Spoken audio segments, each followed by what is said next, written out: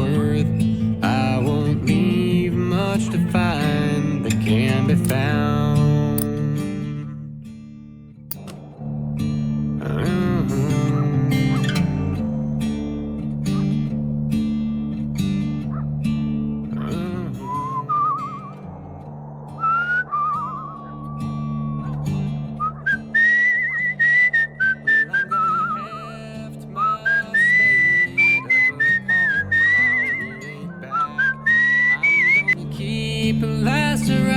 Tucked in my soul. The shanty sits on the shore like a lie on a con man's tongue, crowded by thick-spined trees.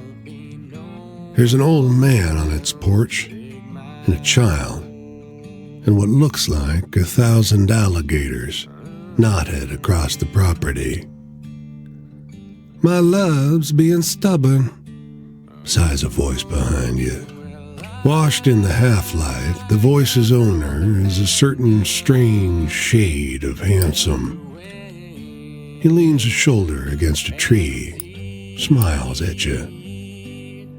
"You gotta help me talk some sense into her. All I need is 5 minutes. She won't let me through." That look on his face, it could strike down God from their hallowed halls. He exhales, a thin cut of noise, before he dips his chin. "Well, maybe you're right. Maybe I should. Maybe I should tell her sorry like I should have done 10,000 years ago. Well, come on then." He crooks a finger at you, and then nimbly, he prowls up to the borders of the house, picking his way through the alligators. "Woman, come out of your house now." A voice ricochets through the air, wry and wreathed in warning. "Ain't nothing good'll come of that." At the reprimand, the man turns to you, questioning look, cocked. You open your mouth, and what comes out isn't a word, but the note of a song you'd not been taught.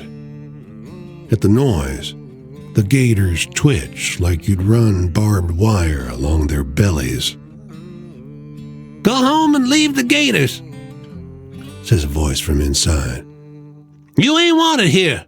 "Well, you know that's not how it's done.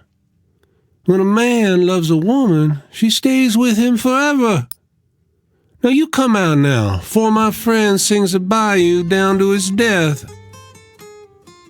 The man and child do nothing. You keep singing. All three of you cut loose from personal choice. A woman emerges. Blunt black hair, hungry eyes, face full of warning. "This ain't your fight, stranger," she tells you gauzily, storm cloud eyes holding your own. Suddenly, your throat's your own again.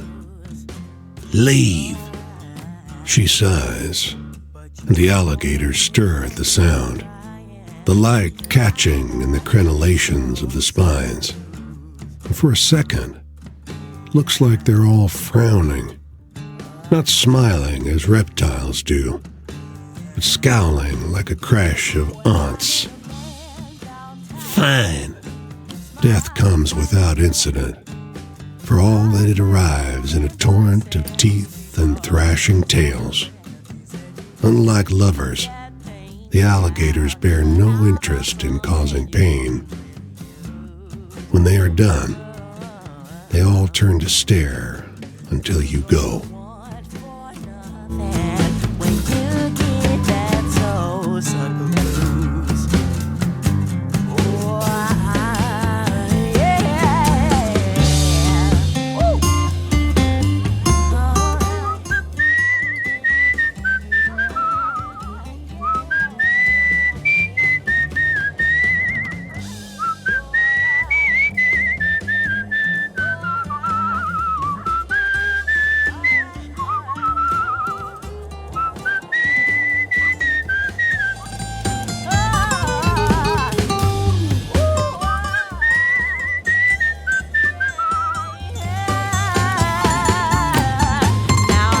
rest in a field where a well-dressed stranger talks your ear off on all manner of subjects. The weather, fireflies in summer, how combine harvesters work. After a while, the mood shifts. Heard my death bones this morning. Death bones. Heard 'em rattle like clank, clink, clank. More startling than wind chimes in a tornado. He plucks dry grass and chews on a piece. Ain't much time left now. That don't matter. I'm fine. Got my savior waiting at the pearly gates. The man shifts uncomfortably. At least I do as of this afternoon, I hope. Nearly knocked the pastor's door down earlier. Sure was good to meet you. The man pauses, rubs his chin in contemplation. Don't let the bedbugs bite. He walks off slow. After his silhouette becomes small in the horizon, but before he vanishes, you see him collapse to the ground. Going down to the river. The soldier sits in the dirt with his legs splayed out, like a child would sit. Beneath the tattered fabric of his antique uniform, several open wounds fester in the hot sun. Lend a hand, traveler? You kneel in front of the soldier. His body is marked with bullet holes, along with deeper wounds that could be from knives or bayonets. Maggots squirm inside the raw, red flesh. About time I earned an amputation. You seen any bluebellies around? The soldier leans in, uncomfortably close to inspect your features. Were his pupils solid white before now? He tilts his head, narrows his eyes, sniffs you. What are you, stranger? A shadow falls on the soldier's face. You damn Yankee! He pulls you in by the wrist and drives a bowie knife into your gut. As the blade bites your flesh, the soldier stares into your eyes, his body dispersing into the wind like a cloud of dandelion seeds. We gon' tear it down.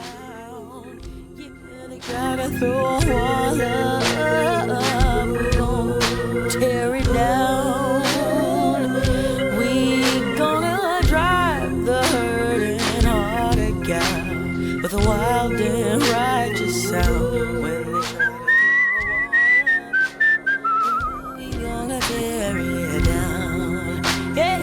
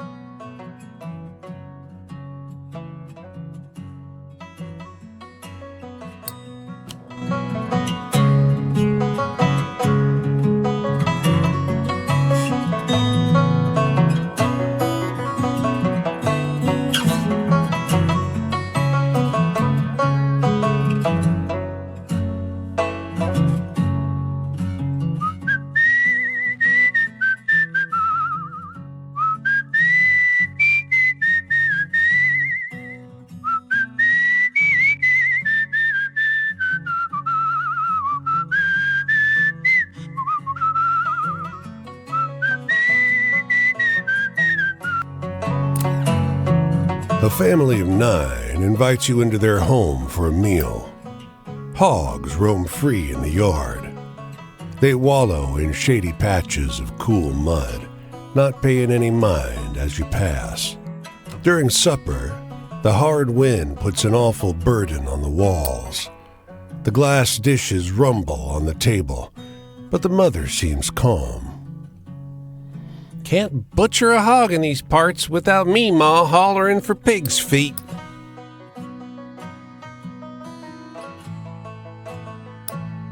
The mother raises up her shoulders into a stern posture. I teach my children to only fear the Lord. We don't have haints, just me, Ma.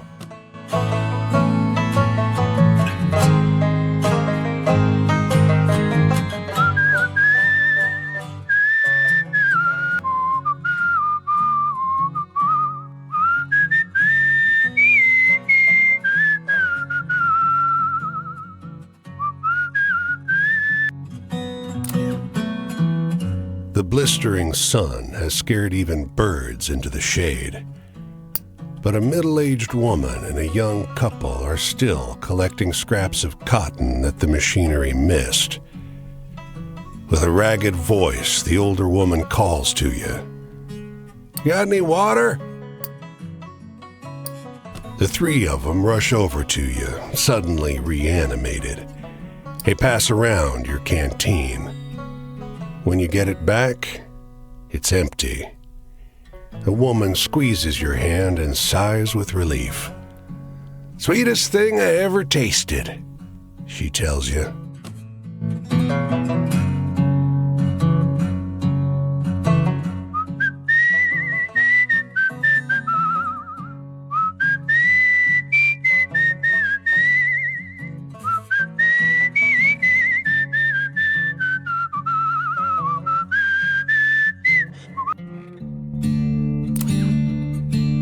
Excusez-moi. Beckoning you over, the woman shows you a letter, beautifully typeset on thick vellum. You're struck by the scent of a fancy department store. She points on the parchment to the address. This address, you know? Her accent is very thick. You are dismayed to read the first paragraph. Lorem ipsum dolor sit amet, and the address under the monogram in the letterhead. 12345 Road Street, Anytown, USA. The woman blinks, hopefully, leaning close over your shoulder. Yes? You know this place? She asks. Poor woman. She's been tricked.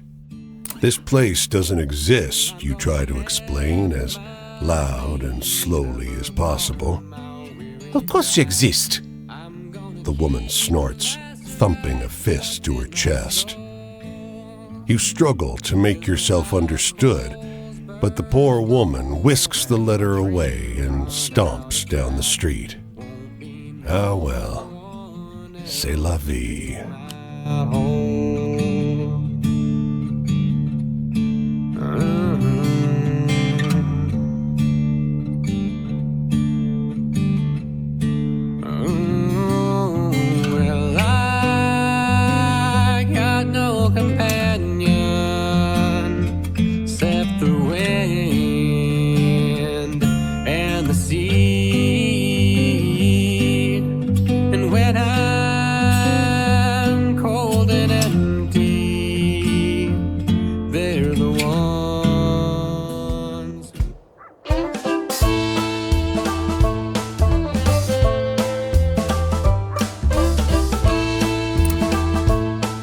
Low tide on a moonless night. This beach is long, stretching toward a receding sea. In the darkness, the sand seems coarse and gray, alien. The stars are dim and distant. It outshines the stars with its presence, a streak of sickly colored light, leaving a trail of distorted fire.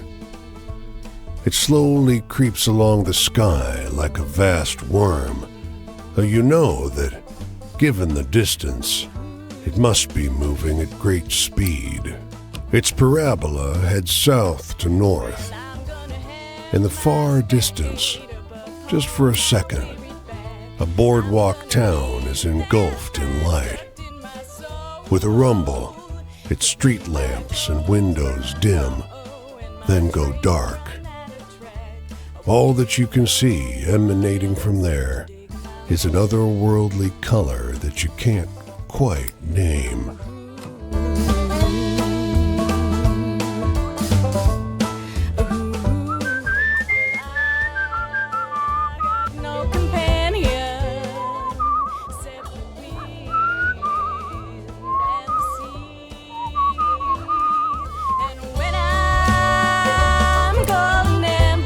Outside the small thicket of apple trees, the phrase "tended to by John Chapman" is carved into a fence post.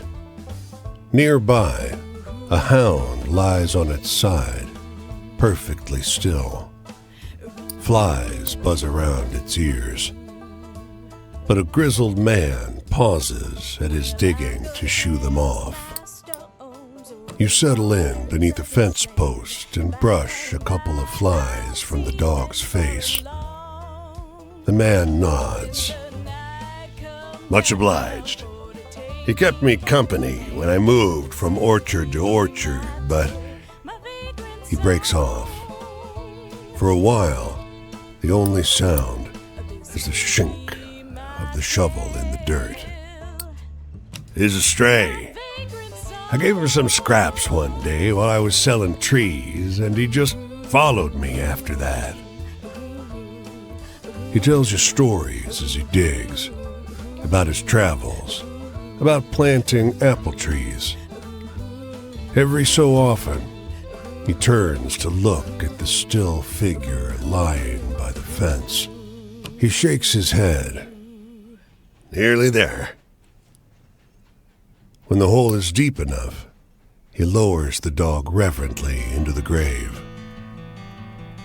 "I'll see him again in heaven," he tells you. "His soul is bound to mine. I don't think I can bear to stay here, though. Maybe I'll set out again."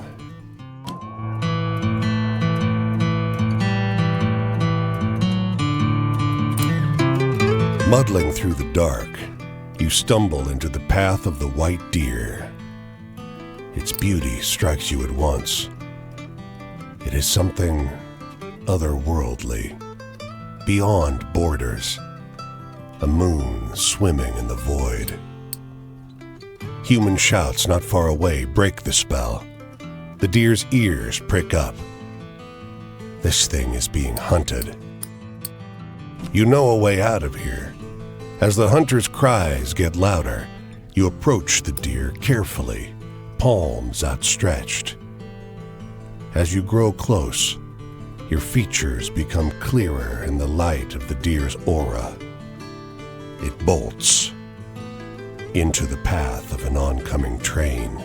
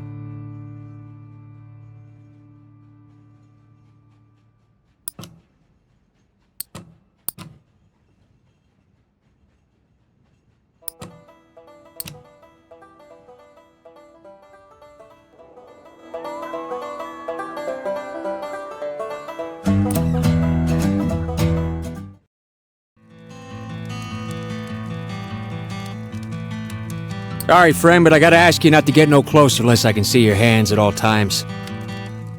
Look too clean to be one of us. But you don't look like the company sent you neither. Alright, come and share my fire spell. Don't linger. These hills is full of ears. Don't think just 'cause you can't see no one that you're safe. And I'll give you cornbread. Don't be so sure of me neither. Anyway, I need something to laugh about. Got any funny ones?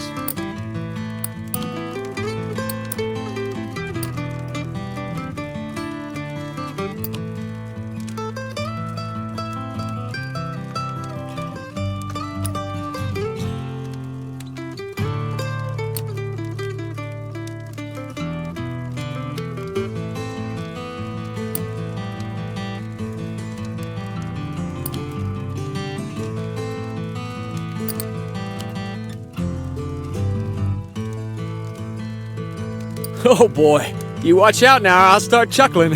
Fortune? That's what they promise. They tell these men, get on the train. There's work for you on the other end. They say, pack up, bring your families. Come on, earn your keep in the land of the free. So they pack up.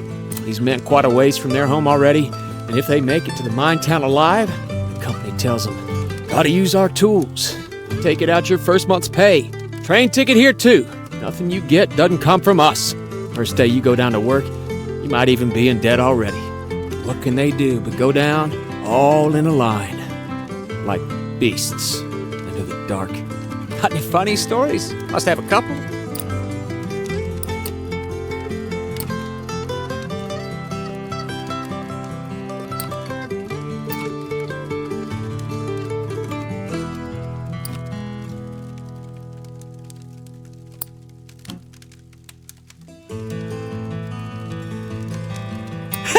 You got some wit, stranger.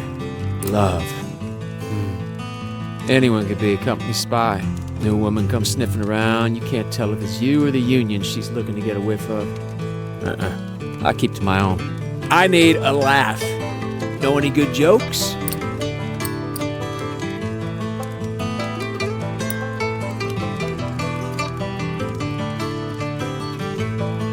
You are a pretty funny one, you know that? Family. Well, they took my big brother out of school to send him down the mines.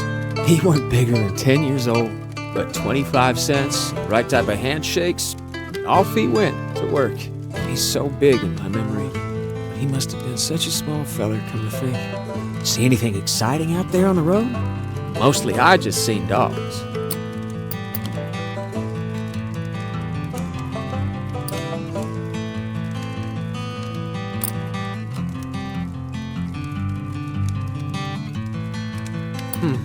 Guess there ain't no joke that works on everyone. Choice? Some say we all belong to God. But these days, all kinds of forces will try to stake their claim on a man. I don't know if I'm choosing, or just trying not to let any one of them grab me. Anyway, I need something to laugh about. Got any funny ones?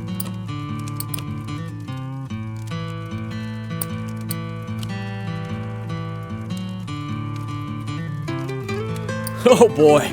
You watch out now, I'll start chuckling. The past.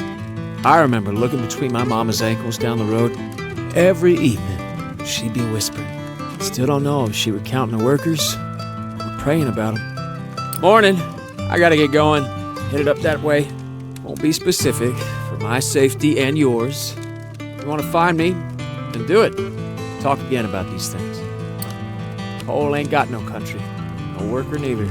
Worker ain't Virginian, ain't Christian, white, colored, Irish, Polish, nothing. A worker is a worker. And we all gotta work. If you're one of them, if you think I sound red, you best come out and say so. Get it over with.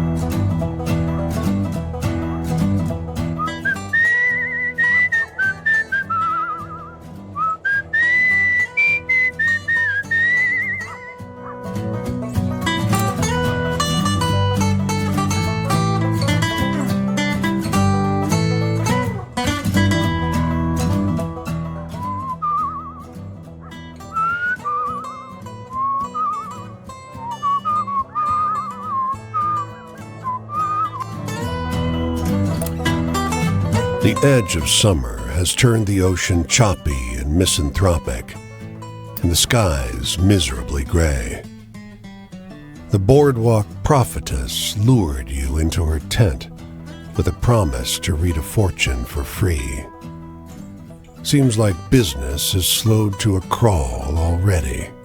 Before you lie the instruments of her profession.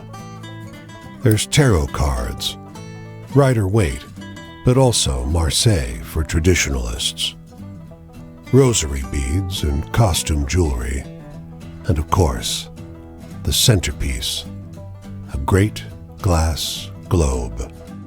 With practiced theatricality, she goes directly for the crystal ball, letting her eyes unfocus as though she can see a great distance into it.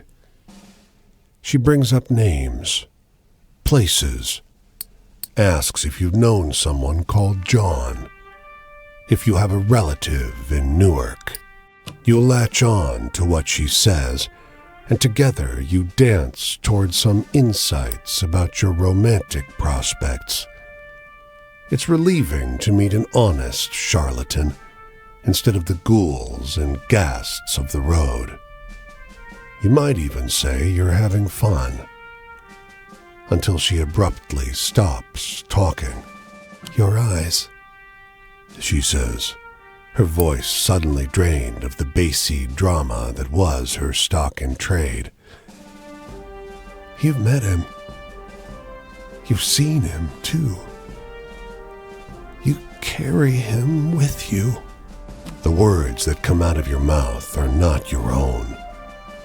They seem unwilling or unable to form properly out of a human throat. They're more like snarls, warning noises of a vicious animal. The glass globe shatters. Your vision is hazy, and your body is not your own. "You came far to get away from me," the voice lodged inside you says. "But this one has a way of wandering." The fortune teller has collapsed, cowering. "Consider your debt to me repaid." When you come to your senses, you're lying face down on the rough wood of the boardwalk, sore and weak. An empty patch of wood, cleaner than the surrounding planks, is all that remains of the fortune teller's tent.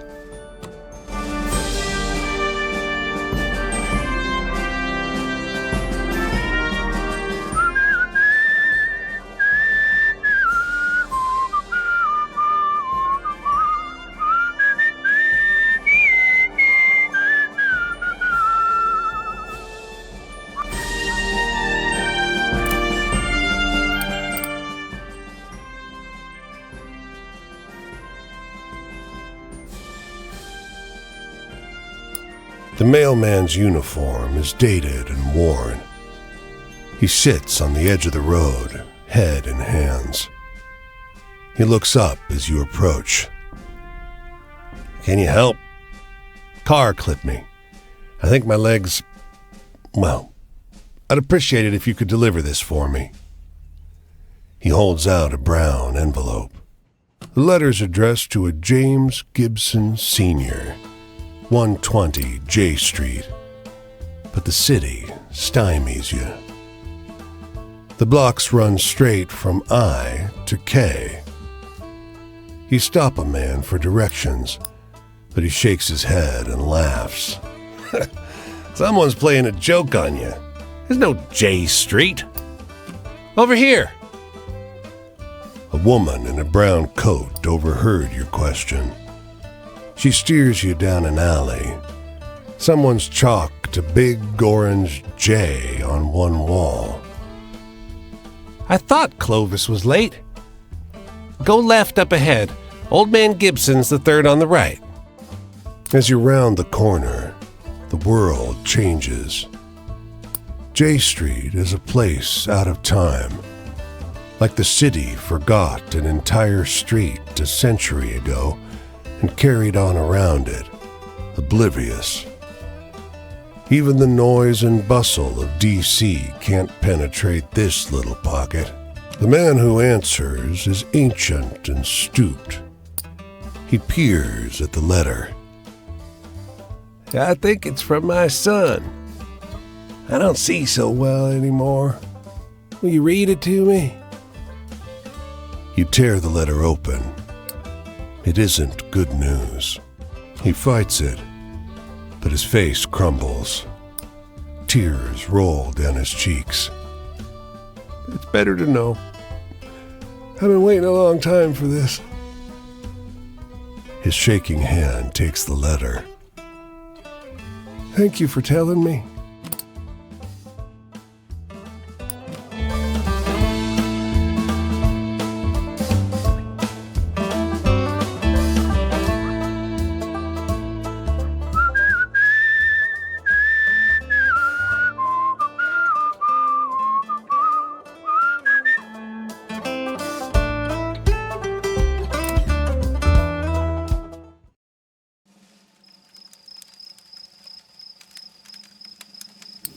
My twin brother Paul and I always got into trouble, but we were good.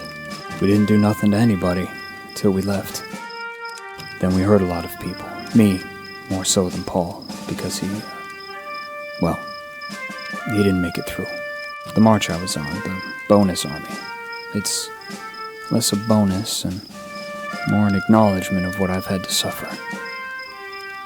Civilians will never understand. Tell me a happy story. Something to make the world seem kind.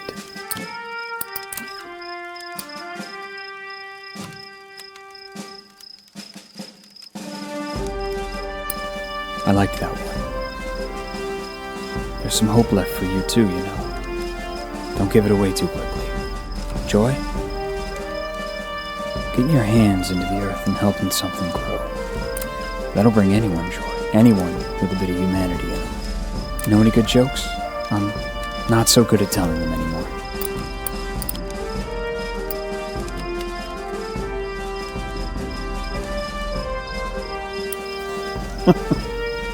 Yeah, Paul would have liked that one. Choice. I don't remember the last time I was in the position to choose. It's do this or feel pain. Do this or starve. Is it really a choice if it's between suffering or not suffering? So anyway, tell me a funny story? You seem like you know a few good ones.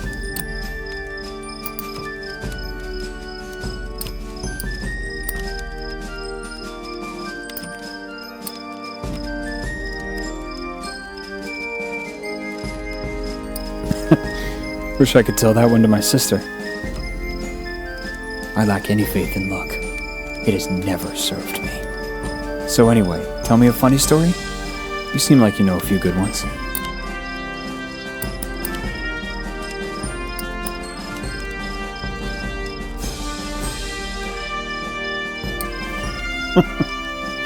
Yeah, Paul would have liked that one. The past doesn't even feel like it happened. It feels like it's happening in every moment, in every slumber. When the memories come back to you, do they clutch at you, at your heart? Know any good jokes? I'm not so good at telling them anymore.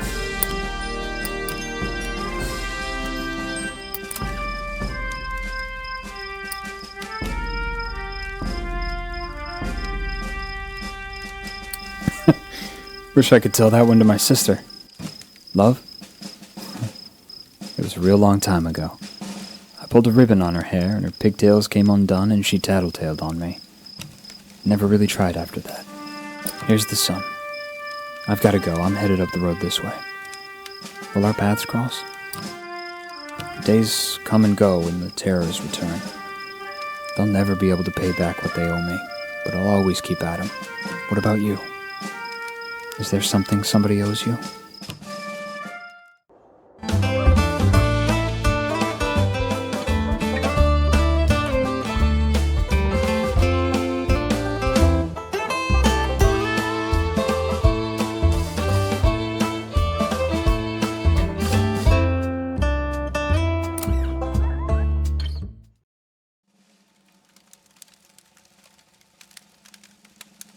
First, Ma and Pa wanted me and Paul on the front lines. They wanted someone to be proud of, and I did as they asked. Then the government wanted me to take an IOU, and I did. When there were no more jobs, I, along with thousands of others like me, went and asked Hoover to pay up. General MacArthur was so scared of us, he brought in goddamn tanks to keep us from tearing apart D.C.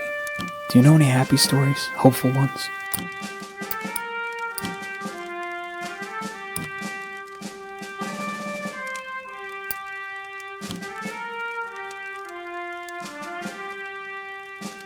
Oh, come on. That doesn't sound real. Home? Everything has one, or everything should. Everything deserves one. I don't really tell this to people, but, you know those little purple thistles, the prickly ones? Cirsium vulgare, they're called. Common weeds, but I love the little scratchy flowers, and I feel a little disappointed yanking out their roots. They never hurt anyone. Know any good jokes? I'm not so good at telling them anymore.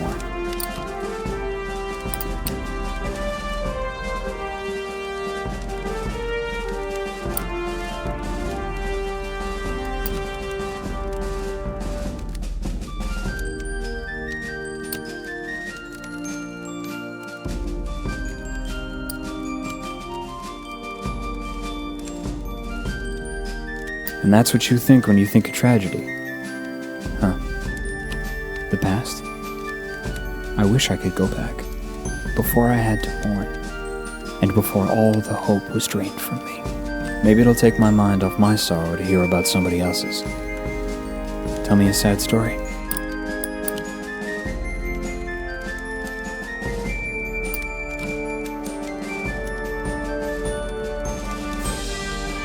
I wish I could talk about what happened in the trenches the way you do. Might help someone to understand. Sadness? It didn't come immediately. When Paul died, it left me feeling like half of me was missing. You don't get a connection like that. You can't go back and get another twin. The emptiness didn't last. It filled itself with sadness not long after. Tell me a happy story. Something to make the world seem kind.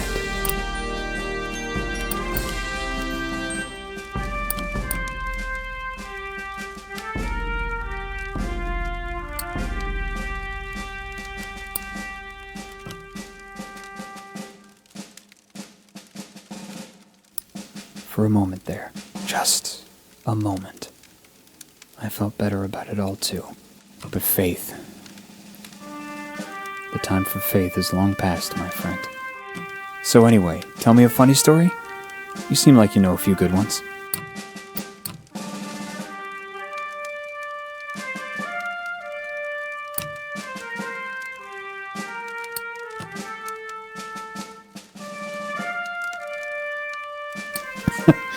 Wish I could tell that one to my sister. My family won't look at me anymore. They only see Paul. I cannot put them through that every day just for my sake. The night's over soon. I should be leaving. The road takes me this way next. Where's it taking you? I wish there was a road I could take home. Home as I knew it. To my sister Jessie and all of them before the war. But there ain't. It's something I think the road is helping me to understand.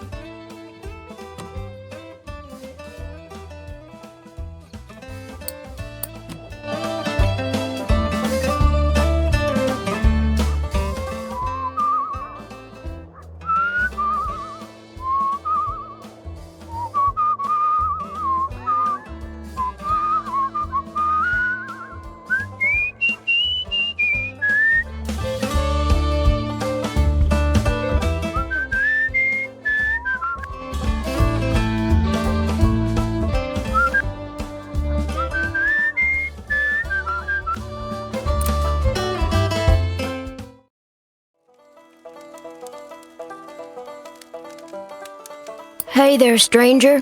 You're welcome to enjoy this fire with me, if you're respectful, that is. This here is my spot, and I ain't inclined to share it with any bad characters. You can call me Quinn. These here are my venturing companions. Cass is the big un, and the one with the spots is Flip. I usually beat my way on the rails, but the road news said this town was fat, and the weather was fine. So I'm taking in the sights and seeing what I can drum up. I want a story that scares me. Now I'm older, almost nobody can do it. Give me your best shot.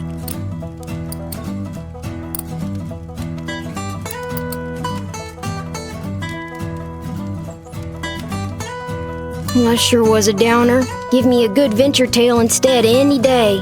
Sad. Oh, so you think just 'cause I'm young, I gotta be sad, crying after my mama every night. I don't need you looking after me, so if you're offering, don't. And I thought I told you to be respectful. What you really ought to be asking yourself is if you want to keep enjoying my spot or not. Hey, tell me one of those exciting stories.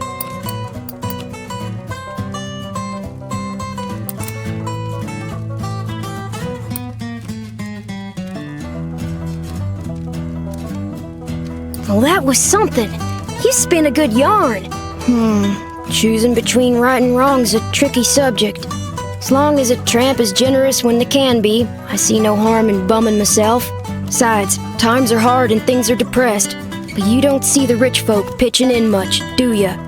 I'm in the mood for something real funny like.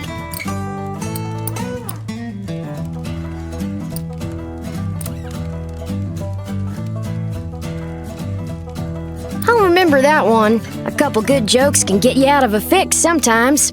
Love stories. Huh. Folks sure seem to be eat up with the notions of love, singing and talking about it all the damn time. Not sure I see the appeal myself. Hey, tell me a funny story. You seem like you still got a sense of humor.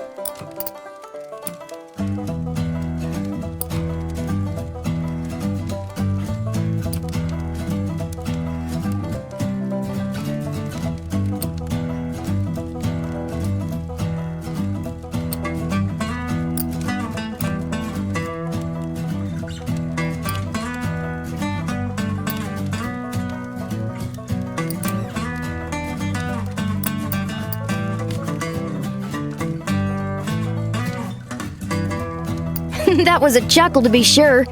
My family. There ain't no way I'm gonna start jaw-flapping about those bastards. Judases, the lot of them. Enough said. Hey, do you got any really thrilling stories to tell? I'm hankering for one of those.